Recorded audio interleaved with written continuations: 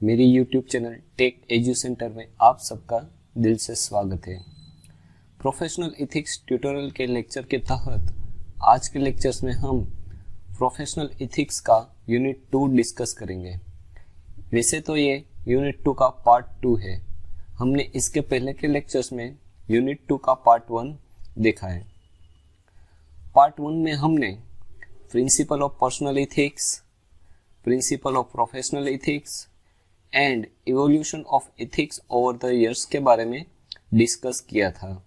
आज के लेक्चर्स में हम honesty, integrity and transparency are the touchstone of the business ethic के बारे में देखेंगे।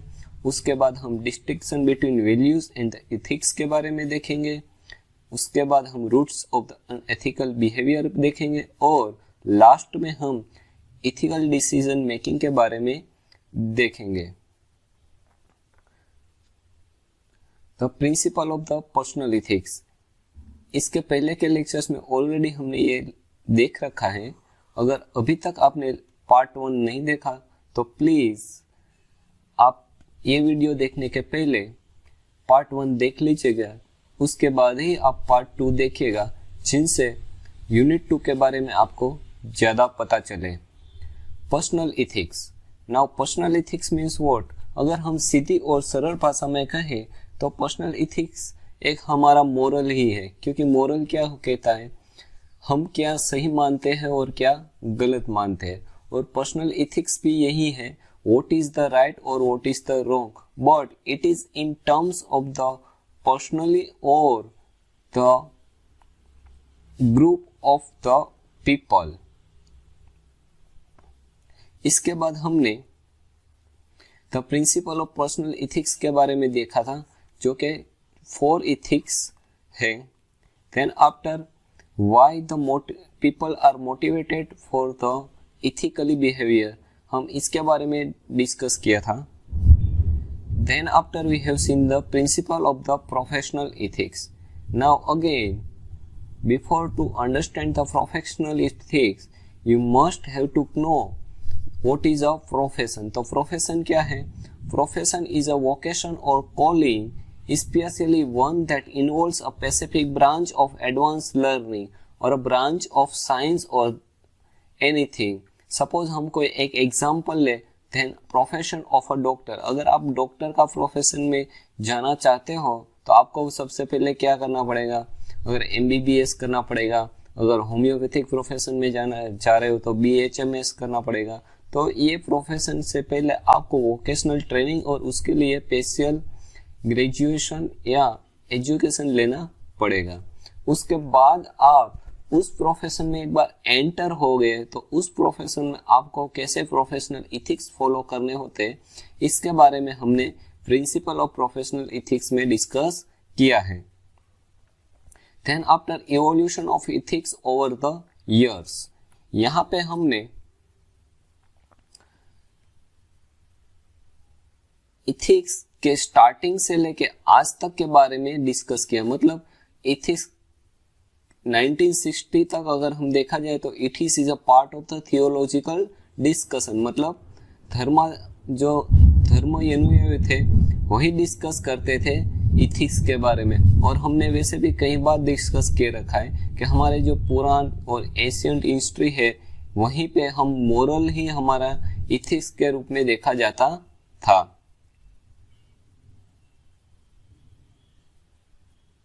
तो अब आज के लेक्चर्स में हम देखते हैं honesty, integrity and transparency are the touchstone of the business ethics. दोस्तों, अगर आपने प्रोफेशनल एथिक्स के वीडियोस नहीं देखे तो प्लीज लेक्चर्स 1 से लेकर आज तक के सारे वीडियोस लेक्चर देख लीजिएगा। ये आपके लिए बहुत ही उपयोगी साबित होंगे।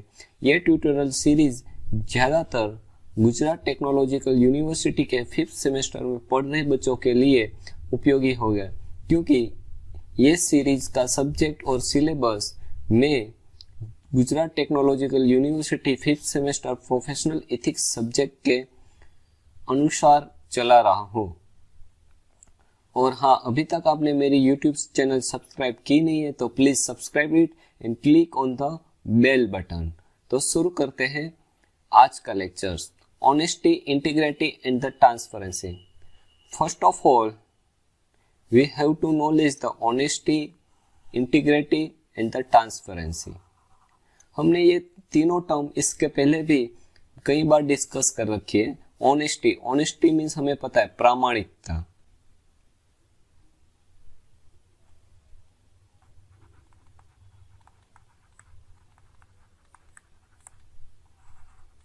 ठीक है.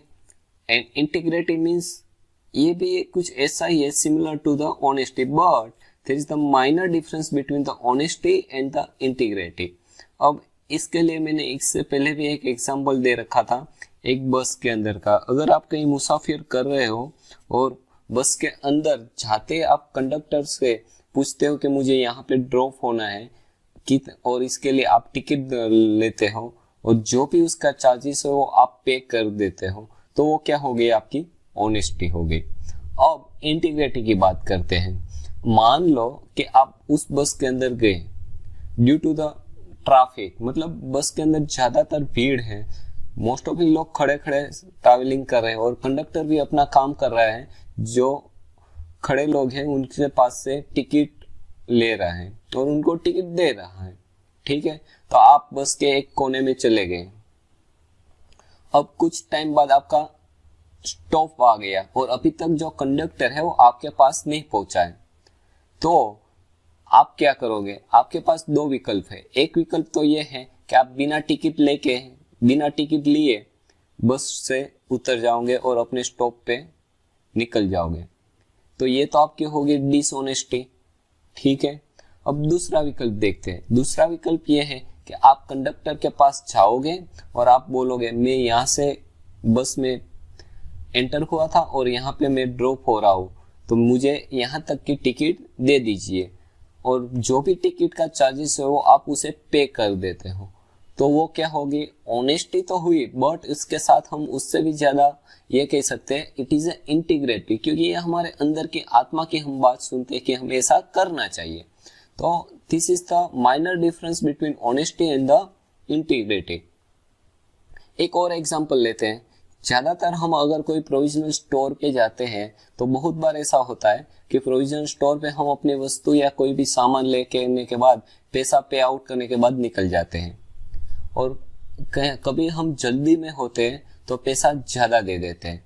तो अब जो प्रोविजन स्टोर का मालिक है उसके लिए ऑनेस्टी और इंटीग्रिटी में क्या डिफरेंस है? ऑनेस्टी तो यही है, जितना माल का सामान है उतना ही पैसा उनसे ले और बाकी का आपको पे आउट कर दे. लेकिन अगर आप उसे लेने के लिए भूल जाते हो और जल्दी में निकल जाते हो, तो वही प्रोविजन स्टोर के मालिक है उसके पास दो विकल्प हो जाते हैं. पहले तो जो ज्यादा पैसे आपने दे दिए वो अपने आप रख ले, ठीक है, और दूसरी बात ये है, और दूसरा विकल्प भी ये कह सकते हो आप कि वही पैसे जो ज्यादातर आपने दिए वो पैसे आपको वापस बुला के आपको हैंड ओवर कर दे, तो वह चीज उसके लिए क्या होगी, इंटीग्रिटी होगी. ठीक है. Now next term is the transparency. अब ट्रांसपेरेंसी हमने 7 social scenes of Mahatma Gandhi ji में भी देखा था और प्रोफेशनल इथिक्स के प्रिंसिपल में भी देखा था. ट्रांसपेरेंसी मतलब क्या है, जवाबदेही. ठीक है,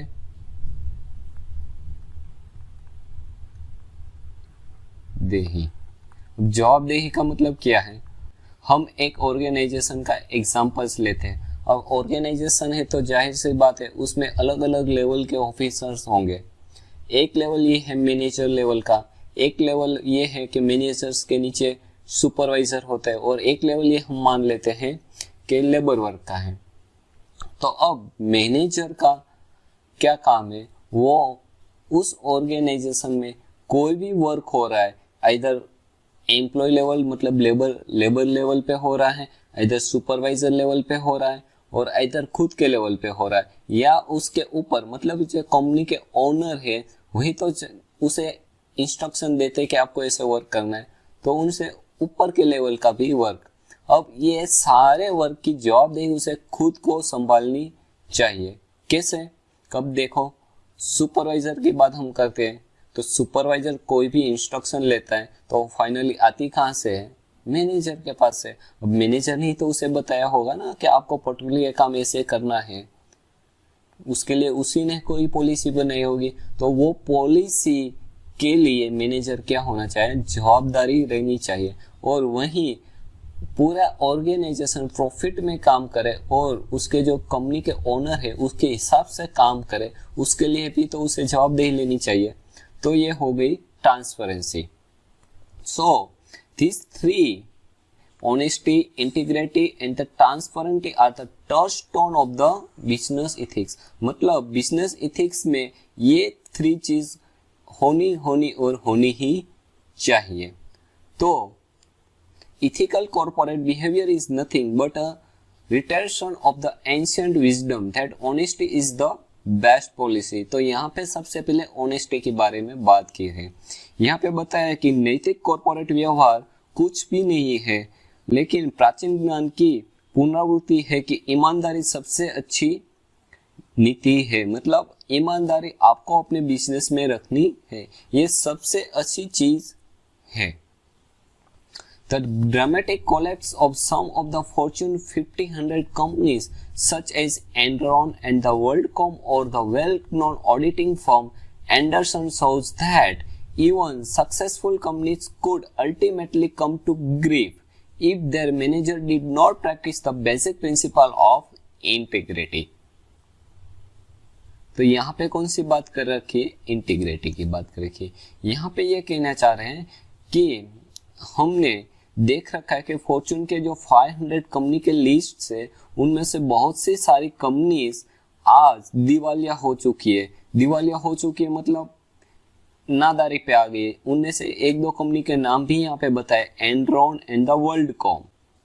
ये दोनों वेल नोन कंपनी है और ऑडिटिंग फर्म एंडरसन्स ने बताया कि ये दोनों पहले सक्सेसफुल कंपनियां थी, लेकिन फाइनली वो नादारी और अनसक्सेसफुल और कंपनी क्लोज के कतार पे आ गई है। क्यों? क्योंकि इसके मैनेजर्स ने जो बेसिक प्रिंसिपल इंटीग्रिटी था इसे फॉलो नहीं किया है।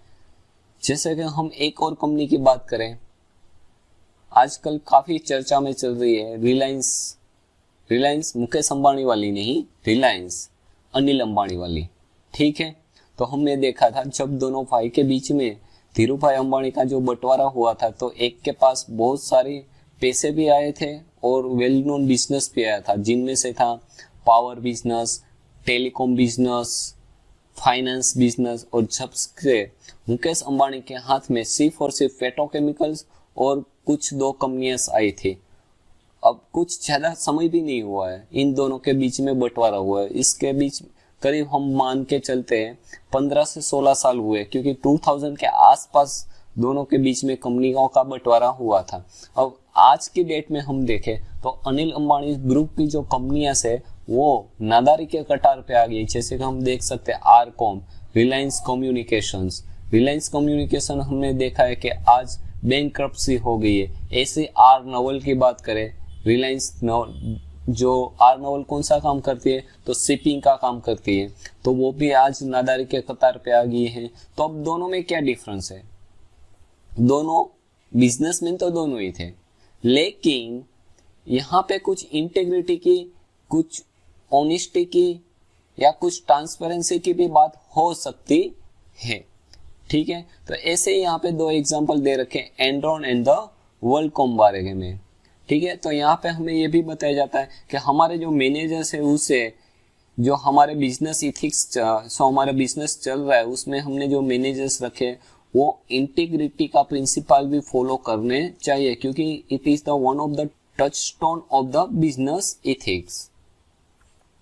Next one is the For every profession, we would think of a code of conduct or a set of values which has a moral content, and that would be the essence of ethics for that profession।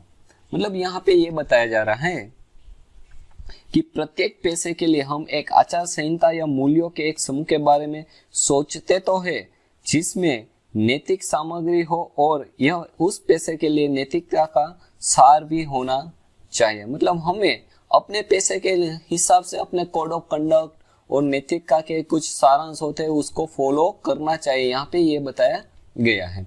There should be the transparency in the operation leading to accountability, which should ensure safety and the protect that interest of all stakeholders। देखो यहाँ पे अब किसकी बात हो रही है, तो ट्रांसपेरेंसी की बात हो रही है। अब हमने पहले ही बताया था ट्रांसपेरेंसी मतलब हम जिस लेवल पे काम कर रहे हैं तो उस काम की जो हमारी जिम्मेदारी है उसे हमें एक्सेप्ट करनी चाहिए और उसको हमें अकाउंटिंग में लेना चाहिए, जिनसे कंपनी का प्रॉफिट हो और कंपनी का इंटरेस्ट हो और हमारे से नीचे के और ऊपर के सारे जवाबदारी एनवायरनमेंट में काम करने के लिए इंस्पायर्ड हो। ठीक है, तो ये था 3 basic touchstone of the business ethics. First one is the honesty, integrity and the transparency. मुझे लग रहा है कि आपको honesty, integrity and transparency are the touchstone of business ethics topics के बारे में समझ में आ चुका है। अगर अभी तक आपको इसके बारे में थोड़ा सा भी डाउट है तो प्लीज कमेंट में, जिनसे मैं आपको कमेंट्स में रिप्लाई दे सकूं। और हाँ, ये टॉपिक्स मुझे जीटीयू एग्जाम के पॉइंट ऑफ व्यू थोड़ा इंपॉर्टेंट लग रहा है, तो ये टॉपिक आप जरूर देख के जाइएगा। Next is the distinction between values and the ethics.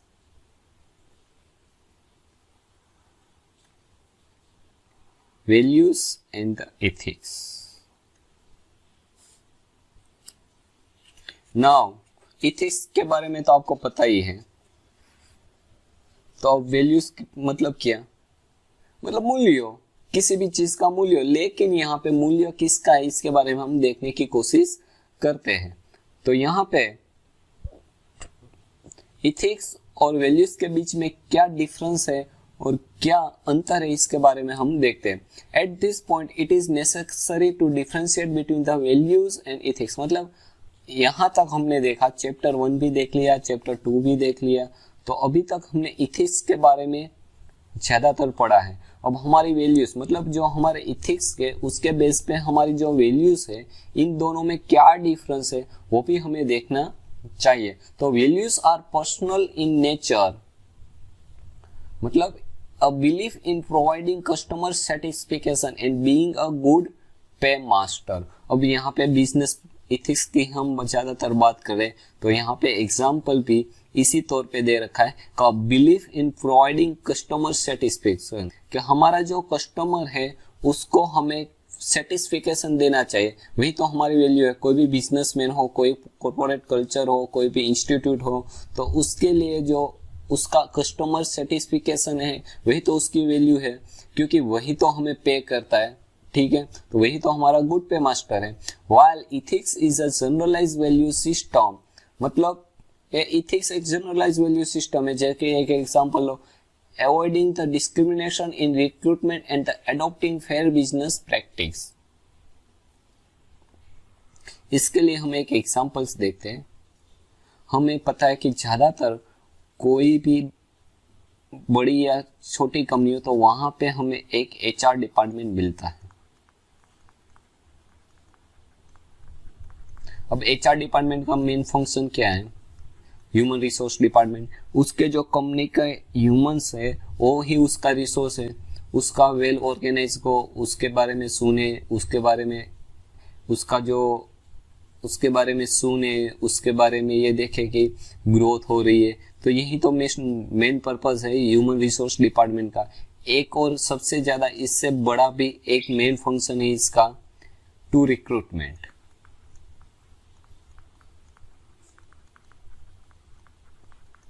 अब किसी भी कंपनी में एचआर डिपार्टमेंट ही फाइनलाइज हो करता है कि हमें हमारी कंपनी में इसका रिक्रूटमेंट करना है या नहीं करना है।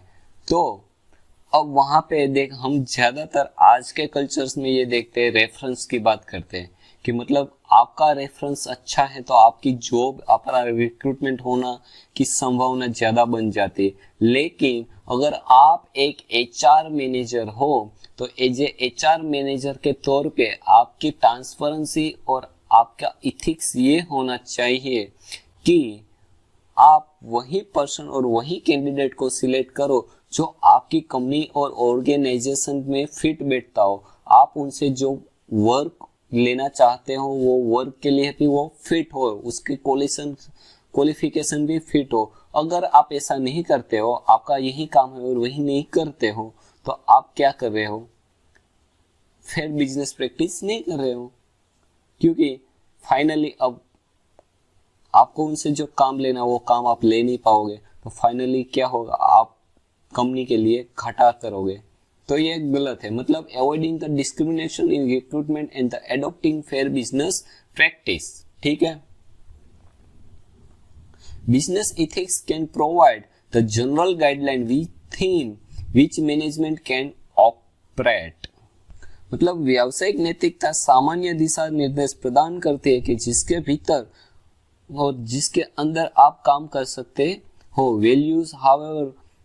Values, however, offer alternative to choose from. For example, philanthropy as a business policy is optional. मतलब आपकी जो वैल्यूज है उसे चुनने के लिए विकल्पों तो हो सकते हो। उदाहरण के लिए एक व्यापारिक नीति के रूप में परोपकारक विकल्प भी है। ठीक है।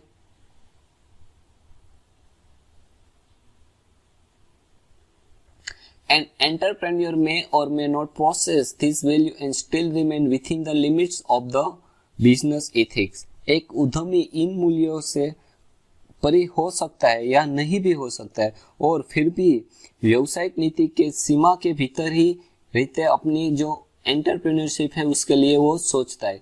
It is a values therefore that vary among manager in an organization and such a variance may be a source of conflict at the time of business strategy formulation and the implementation. मतलब value ही तो है।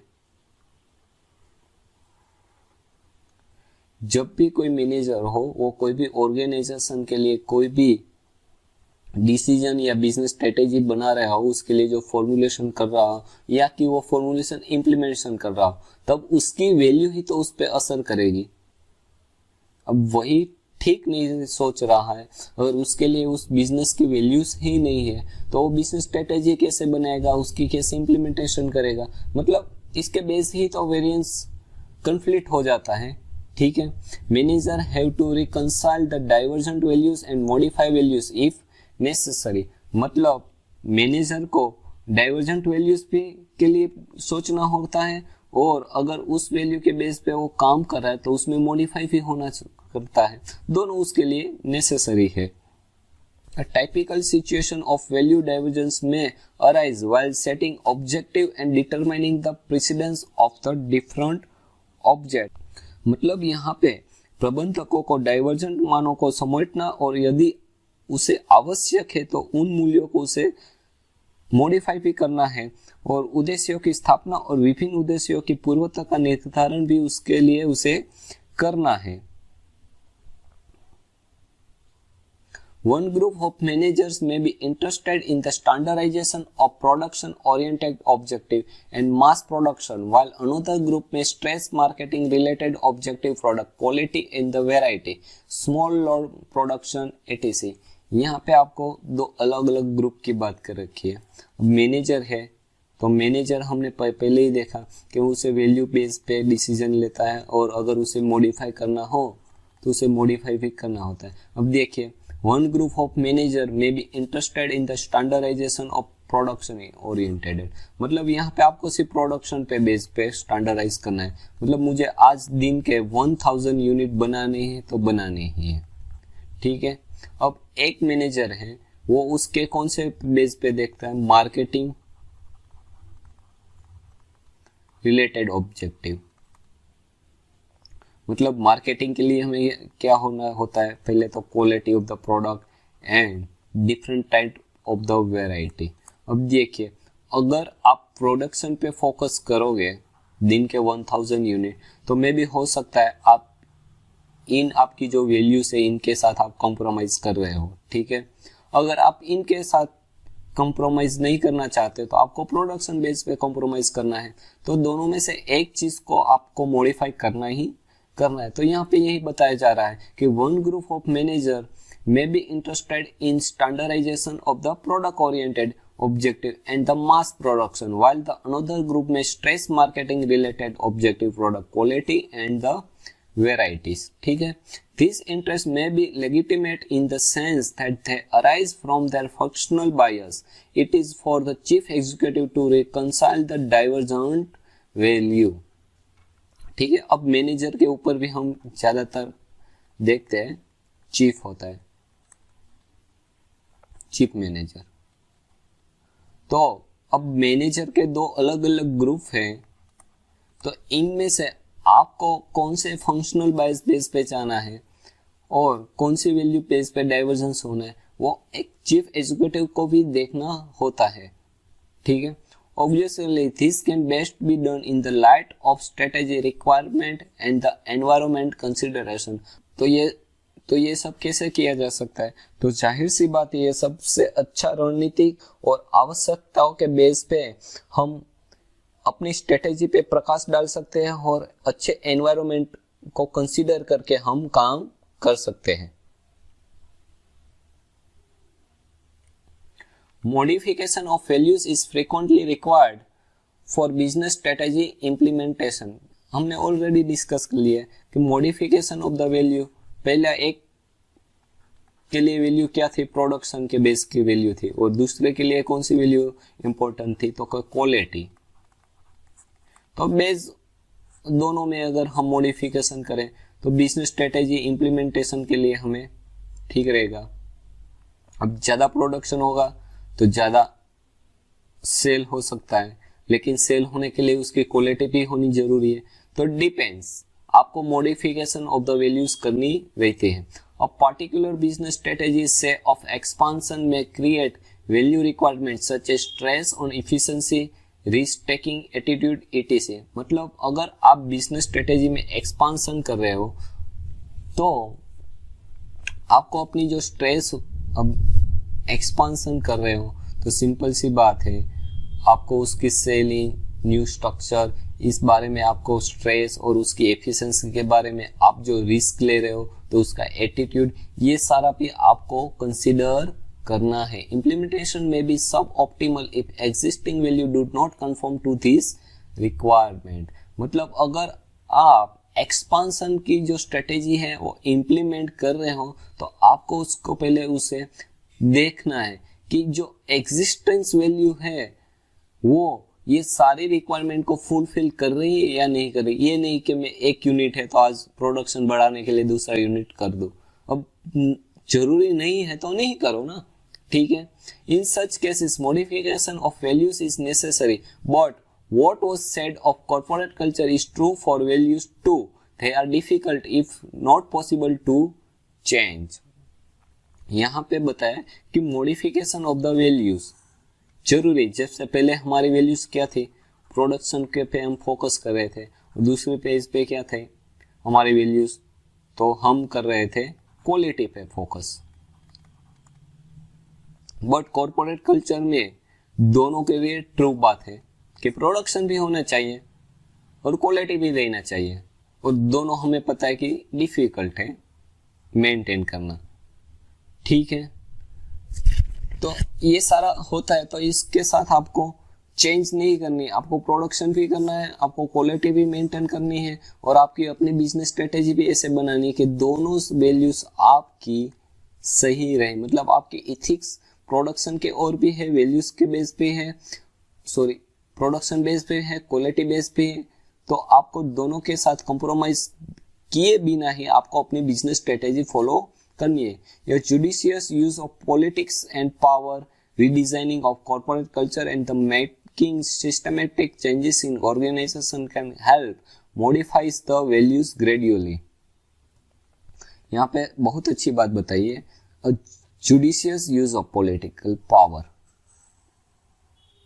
मतलब judicious बहुत अच्छा word use कर रखा है। आप पॉलिटिकल का पावर का यूज करिए, लेकिन ये नहीं कि कॉन्ट्रैक्ट हथियाने के लिए। ठीक है, यहाँ ये बताया है कि आपकी जो वैल्यूज है उसको मॉडिफाई करने के लिए ग्रेजुअली उसको आपकी जो स्ट्रेटेजी है उसको कॉम्प्रोमाइज ना करे और आपकी दोनों वैल्यू आपके लिए सही चले। प्रोडक्शन की पहले हम बात कर रहे थे, क्वालिटी की, या XYZ कोई भी वैल्यू हो आपकी, तो दोनों सही तरीके से चले और आप सही बिजनेस स्ट्रेटेजी के साथ अपना बिजनेस आगे बढ़ाए, तो उसके लिए आप पॉलिटिकल पावर का यूज करें, लेकिन न्यायिक संगतता के साथ। Redesigning of the corporate culture. Redesigning of the corporate culture मतलब आपका जो कंपनी का कल्चर है, ह्यूमन रिसोर्सेज डिपार्टमेंट है, एम्प्लॉयमेंट डिपार्टमेंट है, अकाउंटेंट डिपार्टमेंट है, आपके जो एम्प्लॉयमेंट है उसके बीच का जो कल्चर है, वो अगर आप चाहो तो वैल्यूज अटेम्प्ट करने के लिए, मतलब प्रोडक्शन के लिए देखें कैसे आप बात करें, कैसे हम कह सकते हैं। अब प्रोडक्शन की बात करें तो प्रोडक्शन के लिए भी अलग अलग डिपार्टमेंट होता है, मटेरियल डिपार्टमेंट, लॉजिस्टिक डिपार्टमेंट। अगर ये सारे डिपार्टमेंट के बीच में अगर ठीक सा कॉर्पोरेट कल्चर नहीं है, मतलब ठीक से मटेरियल डिपार्टमेंट काम नहीं कर रहा, अपनी जो ट्रांसपेरेंसी बेस पे चलनी है, लॉजिस्टिक डिपार्टमेंट है वो ठीक से नहीं चल रहा, काम कर रहा है, तो जाहिर सी बात है आपका जो प्रोडक्शन होना चाहिए पर डे 500 यूनिट मान के चलिए, तो नहीं हो रहा है। और कितना हो रहा है? 400 हो रहा है। और इस यही वजह से ये भी हो सकता है कि 400 यूनिट भी जो बन रहे हैं उसकी क्या है, क्वालिटी भी नहीं चल रही, क्योंकि ये होना चाहिए ना, अगर आपको 500 बनाने हैं फिर भी बन कितने रहे? 400। तो सिंपल सी बात है, 400 की क्वालिटी भी तो अच्छी होनी चाहिए ना, लेकिन वो भी नहीं हो रही। क्यों? क्योंकि जो इंटर डिपार्टमेंट है उसके साथ अच्छी बनती नहीं है। तो आपको ये भी करना है कि आपका जो कॉर्पोरेट कल्चर है उसको भी रीडिजाइन कीजिए। And making systematic changes in organization can help the modifies value gradually. ठीक है, तो ये सारे डिपार्टमेंट में आप कॉर्पोरेट कल्चर में सिस्टमेटिक सडनली नहीं चेंज। अगर सडनली भी आप अपने बिजनेस में कोई भी चीज चेंज करोगे तो क्या होगा? तो उसमें ये हो जाएगा कि एक डिपार्टमेंट को वो पसंद आ रहा है लेकिन वही पॉलिसी दूसरे डिपार्टमेंट को पसंद नहीं आ रही। सिंपल एक के हम एग्जांपल लेते हैं। बहुत ज़्यादातर एम्प्लॉयमेंट पे सेट बैठेगा। अगर आप पॉलिसी है कि 9 बजे आना है डेली और 5 बजे चले जाना है, मतलब कितने वर्किंग आवर हुए? 5 + 3 8 आवर्स वर्किंग हुए। ठीक है, अब कोई पर्सन है वो 9:30 को आ रहा है और 5:30 को जा रहा है, फिर भी आप उसे 9:30 को आ रहा है, मतलब वो लेट आ रहा है। और आपकी जो कॉर्पोरेट कल्चर पॉलिसी है इन टाइम, मतलब टाइम को आप स्ट्रिक्टली फॉलो करने चाहिए, तो क्या होगा? उस एम्प्लॉयमेंट की मतलब सैलरी डिडक्ट करोगे या हाफ सेल रखोगे, ऐसा कुछ हो जाएगा। तो अब वो पर्सन 5:30 की बजाय क्या करेगा? 5 बजे चला जाएगा। तो क्या कितनी वर्किंग आवर हुए? 7:30 वर्किंग आवर हुए। तो अगर आप ऐसी पॉलिसी ला रहे हो तो उसको थोड़ी छूट छाट भी दो, जिनसे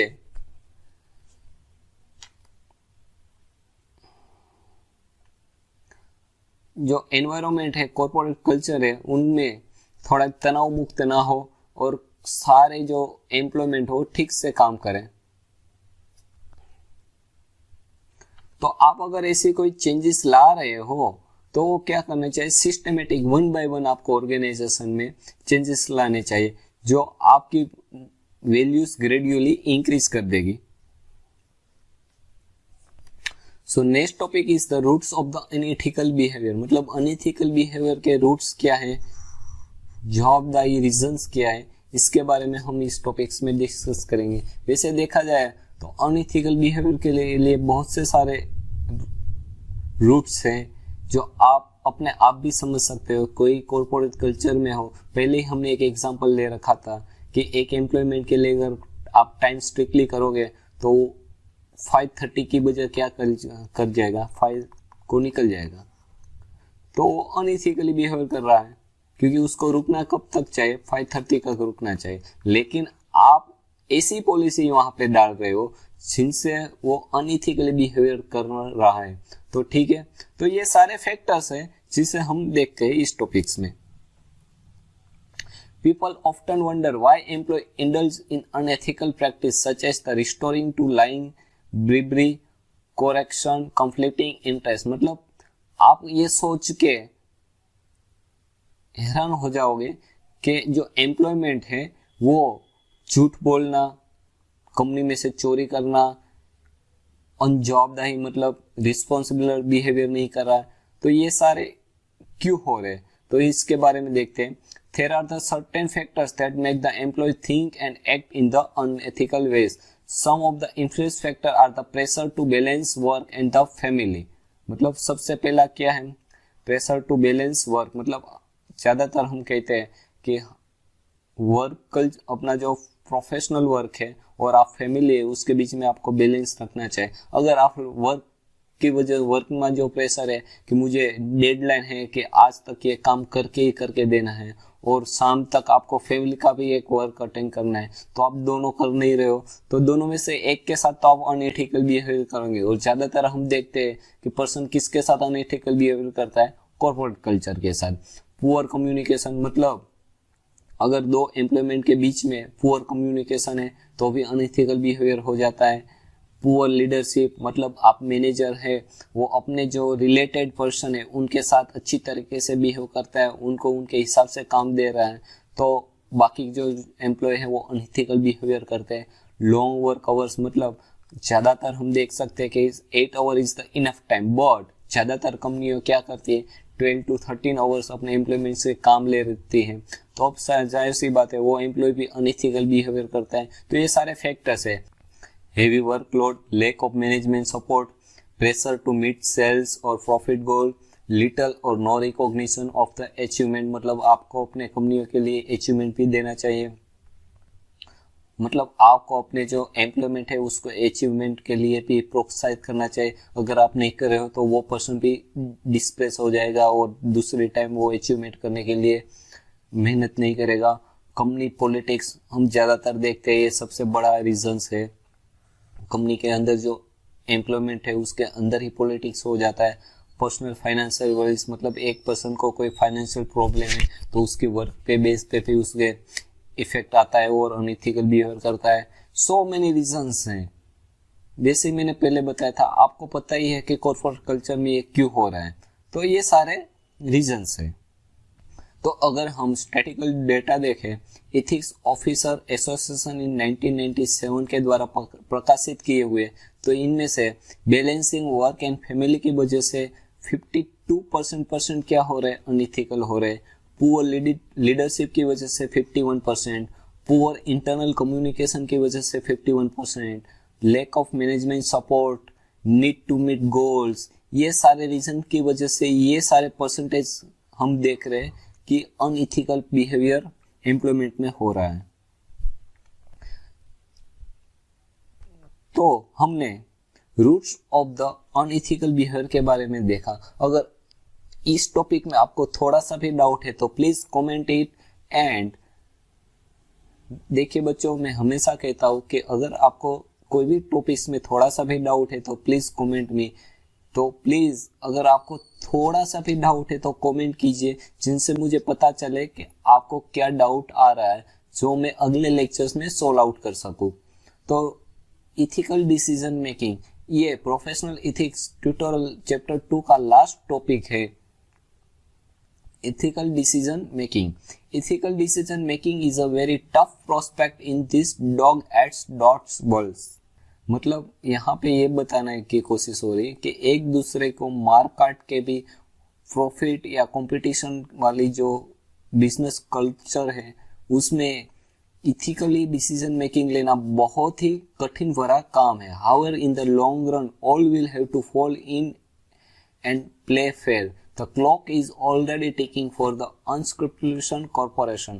मतलब लंबे समय में सभी को फेयर में खेलना रहता है, कोई भी हो, कॉर्पोरेट कल्चर हो, कोई किसी में भी हो। अगर आपको लंबे तक के या लंबे रेस का घोड़ा बनना है तो आपको इथिकली डिसीजन मेकिंग लेके ही चलना है।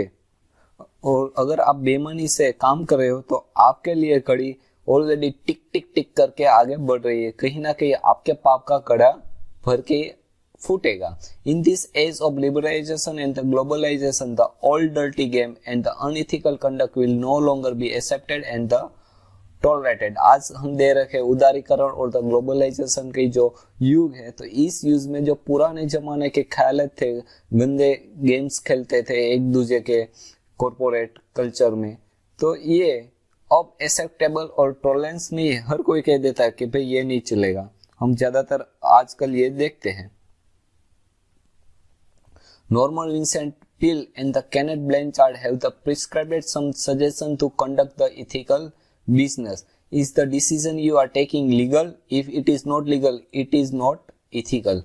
मतलब Norman Vincent Peale and the Kenneth Blanchard ने इथिकल बिजनेस के लिए कुछ सजेशन बताए। इनमें से पहला सजेशन ये है कि अगर आप कोई डिसीजन ले ले हो तो लीगली राइट है, अगर राइट है तो ही इथिकली है। ज्यादातर कॉर्पोरेट कल्चर में जो डिसीजन लिया जाता है वो लीगली राइट होता ही है, अगर नहीं होता तो वो क्या है, अनइथिकली है।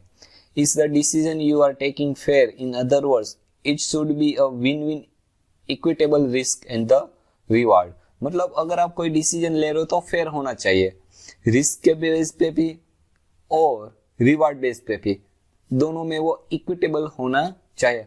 Follow the 11th commandment, through shall not be ashamed when found, meaning when you are hauled up over some seemingly unethical behavior, if one's conscience is clear, then there is nothing to be ashamed of. तो यहाँ पे 11वीं आज्ञा का पालन करने की बात कर रखी है। 11वीं आज्ञा कौन सी है? तो अगर आपको पाप के बारे में पता है तो आपको शर्मिंदा होना चाहिए, और अगर शर्मिंदा नहीं हो रहे हो तो क्या है, तो वो अनइथिकली है। और अगर आप अनैतिक व्यवहार से अधिक भी वो है तो भी क्या है, अनइथिकली है। अगर किसी के साथ वो विवेक और स्पष्ट है तो आपको शर्मिंदा होने की कोई जरूरत नहीं है। तो ये था चैप्टर नंबर 2। नेक्स्ट लेक्चर में हम चैप्टर नंबर 3 के बारे में डिस्कस करेंगे। और हाँ दोस्तों, अगर अभी तक आपने मेरी यूट्यूब चैनल सब्सक्राइब की नहीं है तो please subscribe it and click on the bell button, जिनसे आपको प्रोफेशनल इथिक्स के जुड़े मेरे आने वाले वीडियोस लेक्चर्स की अपडेट रेगुलर मिलती रहे। Thank you.